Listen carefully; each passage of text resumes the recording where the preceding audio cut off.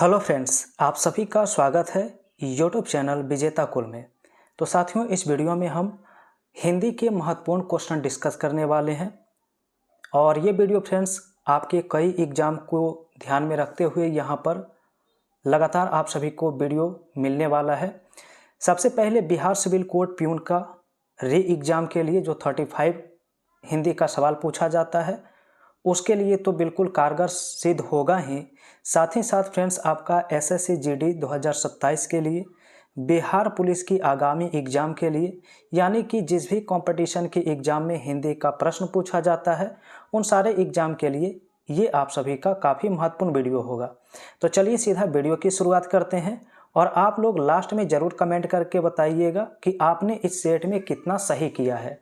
तो चलिए पहला प्रश्न से शुरू कर लेते हैं। पहला प्रश्न है, उपसर्ग वह शब्दांश है जो। उपसर्ग क्या होता है? उपसर्ग होता है जो मूल शब्द के पहले जुड़कर उसके अर्थ में परिवर्तन लाता है, तो उसे उपसर्ग कहते हैं।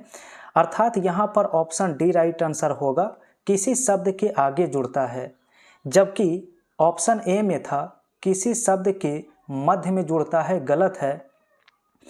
ऑप्शन सी में है शब्द के बाद में जुड़ता है, तो जो बाद में जुड़ता है तो उसे हम प्रत्यय कहते हैं।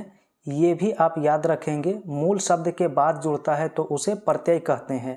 राइट आंसर डी होगा, ठीक है। दूसरा सवाल, आप लोग अपना आंसर कमेंट करके बता सकते हैं कौन सा ऑप्शन सही है। लिखा है, रात को आकाश में तारे चमकते हैं, वाक्य में रेखांकित शब्द में कौन सा कारक है? तो फ्रेंड्स में लिखा गया है जो रेखांकित पद है, इसके अलावा पर भी होता है। तो ये दो विभक्ति याद रखना है कि जहाँ पर में या पर आता है तो वो अधिकरण कारक की विभक्ति होती है। राइट आंसर ए ऑप्शन होगा। चलिए अगला क्वेश्चन 3 नंबर प्रश्न है। लिखा है, निम्न में से कौन सी रचना महादेवी वर्मा जी के द्वारा लिखित नहीं है? महादेवी वर्मा का लिखा हुआ कौन सा नहीं है? यामा जो है वो महादेवी वर्मा के द्वारा लिखा गया है। दीपशिखा भी इनकी रचना है। गीत पर्व भी रचना है। बट पिंजर जो है ये महादेवी वर्मा की रचना नहीं है। तो नोट करेंगे पिंजर किसका है? तो अमृता प्रीतम का है। नोट करेंगे इसका आंसर क्या होगा? अमृता प्रीतम, ठीक है। तो राइट आंसर इस सवाल का ऑप्शन डी हो गया। नेक्स्ट क्वेश्चन 3 नंबर है। चलिए अगला सवाल है, आनुषांगिक के विलोम शब्द का चयन करें। आनुषांगिक का विलोम शब्द क्या होता है? तो आनुषंगिक का विलोम शब्द होता है प्रमुख, मुख्य, प्रधान। इस प्रकार से ऑप्शन ए इसका राइट आंसर हो जाएगा। क्वेश्चन नंबर 5 है और यहाँ पर कहा है, निम्नलिखित मुहावरा में कौन सा युग्म गलत है? गलत युग्म की पहचान करें। पहला है कागज काले करना, इसका अर्थ है अनावश्यक लिखना, तो ये कथन बिल्कुल सही है। दूसरा है कमर कसना, इसका अर्थ दिया है तैयार होना, ये भी सही है। तीसरा है कलई खुलना, जिसका अर्थ रहस्य खुलना दिया है, ये भी कथन सही है। इसका मतलब चौथा गलत होगा। कंधे से कंधे छिलना, इसका अर्थ चोट लगना नहीं होता है, बल्कि होता है बहुत भीड़ होना। इसका अर्थ क्या होता है? बहुत भीड़ होना। तो इस सवाल का राइट आंसर ऑप्शन डी हो जाएगा, ठीक है। चलिए अगला क्वेश्चन का आंसर आप सभी बताइए, 6 का राइट आंसर क्या होगा? लिखा है, क्या तुम सचमुच उत्तीर्ण हो गए हो? यह कौन सा वाक्य है? क्या तुम सचमुच उत्तीर्ण हो गए हैं, यह कौन सा वाक्य है? तो अगर किसी वाक्य से प्रश्न पूछा जाता है जिसका आप उत्तर दे सकते हैं तो वो प्रश्नवाचक वाक्य कहलाता है। ऑप्शन डी होगा। और ऐसे भी लास्ट में आप देखेंगे क्वेश्चन मार्क साइन यहाँ पर लगा हुआ था, तो यहाँ से भी राइट आंसर कर सकते हैं। क्वेश्चन 7 है। लिखा है, गुलाम शब्द का विलोम क्या होगा? गुलाम का मतलब होता है किसी के अधीन होना, तो इसका उल्टा आज़ाद हो जाएगा, स्वतंत्र हो जाएगा। बी ऑप्शन राइट होगा। नेक्स्ट क्वेश्चन, क्वेश्चन नंबर 8 है। लिखा है, घोंसले में चिड़ियाँ है, इसमें कौन सा कारक है? अब इसका आंसर तो अभी हम डिस्कस कर ही चुके हैं कि जिस में विभक्ति में या फिर पर आता है, जिसमें में या पर विभक्ति लगा हो तो वो क्या कहलाता है? अधिकरण कारक कहलाता है। राइट आंसर इस सवाल का सी ऑप्शन होगा। ठीक है, चलिए नेक्स्ट क्वेश्चन 9 नंबर है। लिखा है दिनों का फेर होना, इस मुहावरे का सही अर्थ क्या होगा? दिनों का फेर होना मतलब होता है भाग्य का चक्कर होना। भाग्य का चक्कर ऑप्शन ए हो जाएगा। ठीक है, चलिए आगे बढ़ते हैं नेक्स्ट सवाल में। और यहाँ पर अगला सवाल क्वेश्चन नंबर 10 दिया है और 10 नंबर सवाल में लिखा है कि बद उपसर्ग निम्न में से किस शब्द में प्रयुक्त हुए हैं? तो बद उपसर्ग देखना है, पहला ऑप्शन में बदौलत, बदौलत में नहीं है। एंड बेखुदी में बे यहाँ पर क्या है? उपसर्ग है। बदमाश में देखा जाए तो बद यहाँ पर बिल्कुल उपसर्ग के रूप में प्रयुक्त हुआ है। इसका राइट आंसर सी होगा, बद उपसर्ग ऑप्शन सी में प्रयुक्त हुआ है। इसके बाद नेक्स्ट क्वेश्चन 11 है। इसमें लिखा है कि धूसर शब्द का पर्याय क्या होगा? धूसर का पर्याय क्या होता है? तो धूसर होता है गदर्भ का। इसका ऑप्शन बी राइट होगा, गदर्भ। ठीक है, चलिए अगला क्वेश्चन, क्वेश्चन नंबर 13। लिखा है मोहन बिल्कुल थक गया है, इस वाक्य में कौन सा अवयव है? तो बिल्कुल यहाँ पर क्या है? यहाँ पर क्रिया की मात्रा को दर्शा रहा है।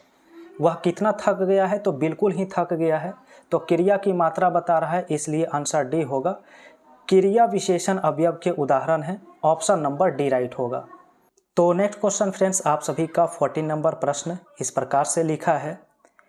कृष्ण, विष्णु, अविनाशी किस शब्द के अनेकार्थी शब्द होते हैं? कृष्ण, विष्णु और अविनाशी किसके पर्यायवाची शब्द होते हैं? तो 14 का राइट आंसर बी याद रखना होगा, अच्युत होता है। क्योंकि विष्णु का यहाँ पर क्या होता है? अच्युत। तो इस आधार पर हम बी ऑप्शन परफेक्ट आंसर कर सकते हैं। और फ्रेंड्स, आप सभी को वीडियो कैसा लग रहा है कमेंट में ज़रूर बताइएगा। वीडियो पसंद आ रहा होगा तो लाइक एक बार ज़रूर कर दीजिए, शेयर कर दीजिए। पहली बार जुड़े हैं आप लोग फटाफट चैनल को सब्सक्राइब करके बेल आइकन के घंटे भी प्रेस कर लीजिए, ताकि हर एक सेट का नोटिफिकेशन आप तक पहुंचता रहे। ठीक है, आइए नेक्स्ट क्वेश्चन देखते हैं। क्वेश्चन 15 है और यहाँ पर मुहावरा लिखा है, आगे कुआं पीछे खाई। आगे कुआं पीछे खाई, इस मुहावरे का सही अर्थ क्या होगा? इसका मतलब होता है दोनों तरफ विपत्ति या परेशानी होना, ऑप्शन नंबर बी राइट होगा। ठीक है, नेक्स्ट क्वेश्चन, क्वेश्चन नंबर 16 यहाँ पर आप सभी का इस प्रकार से लिखा है, रामू जो बड़ा अच्छा खिलाड़ी है, कल उसकी टांग टूट गई, वाक्य में उचित विराम चिन्ह क्या होगा? अब यहाँ पर देखिए रिलेट किया गया है, रामू जो अच्छा खिलाड़ी है, तो इसके बाद अर्ध विराम चिन्ह आना चाहिए। कैसा चिन्ह आना चाहिए? अर्ध विराम आना चाहिए। इसका राइट आंसर बी होगा। और अगला सवाल 17 है। लिखा है कोई तो साथ चलो, इस वाक्य में कौन सा सर्वनाम है? तो यहाँ पर शब्द कोई आया है। कोई कहने से अनिश्चय का बोध होता है, अनिश्चयवाचक सर्वनाम होगा, ऑप्शन डी होगा। नेक्स्ट क्वेश्चन 19 नंबर क्वेश्चन होगा। लिखा है निम्नलिखित में से ध्यान मग्न में कौन सा समास है? तो ध्यान मग्न का यहाँ पर समास विग्रह होता है ध्यान में मग्न। इसका अगर विग्रह किया जाए तो होता है ध्यान में मग्न होना।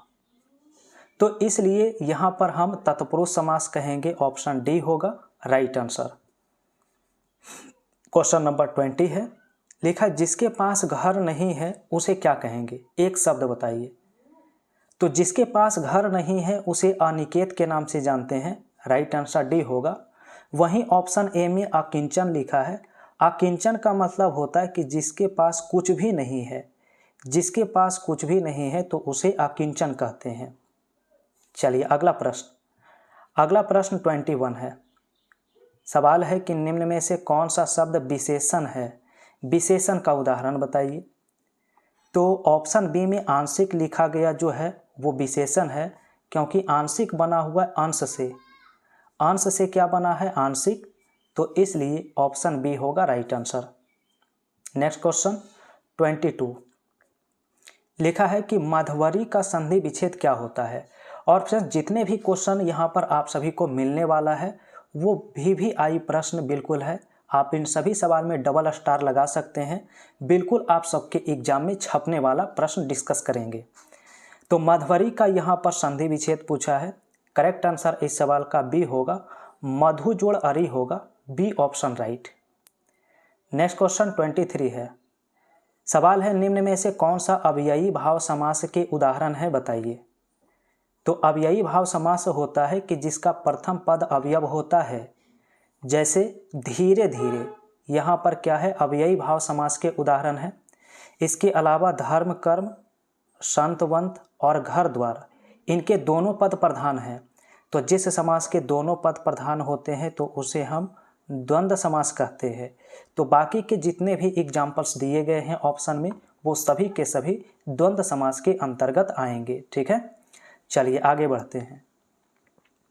क्वेश्चन नेक्स्ट होगा 24 और यहाँ पर सवाल लिखा है, जिस क्रिया का फल कर्ता को छोड़कर कर्म पर पड़ता है उसे क्या कहते हैं। अब दो चीज़ें याद रखनी है। अगर क्रिया का फल कर्म पर पड़ता है तो उसे सकर्मक क्रिया कहते हैं। वहीं अगर पूछा जाएगा कि क्रिया का फल कर्ता पर पड़ेगा तब उसे अकर्मक क्रिया कहेंगे। तो दोनों क्वेश्चन एक ही साथ याद रखना है।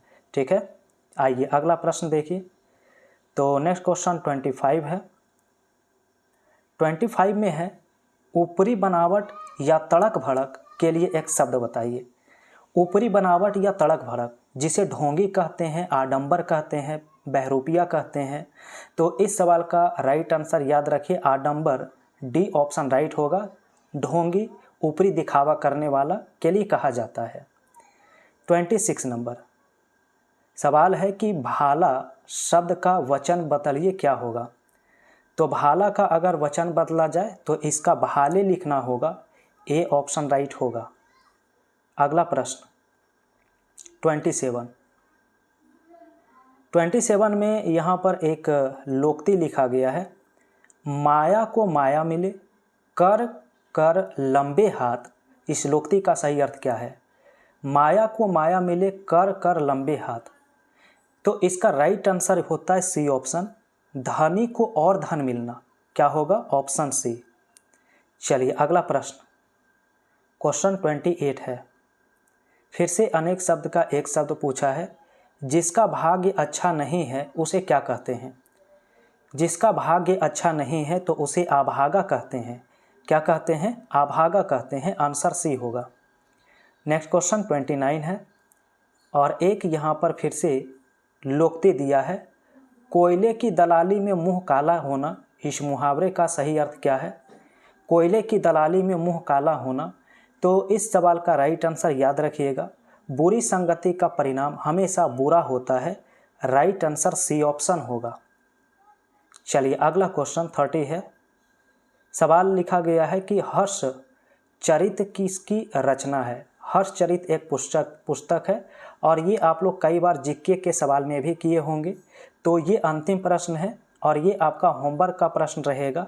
इसका आंसर आप लोग फटाफट कमेंट बॉक्स में बताइए कौन सा ऑप्शन राइट है। आप अपने अनुसार एक ऑप्शन कमेंट बॉक्स में ज़रूर टाइप करिए ईमानदारी से, और कितना टोटल आप लोगों ने सही किया है इस सेट में ये आप लोग ज़रूर बताइए।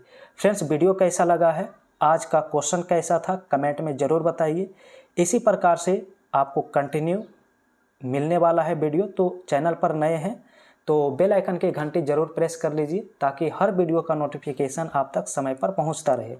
वीडियो पसंद आया है फ्रेंड्स तो लाइक ज़रूर कर दीजिए, शेयर कर दीजिए।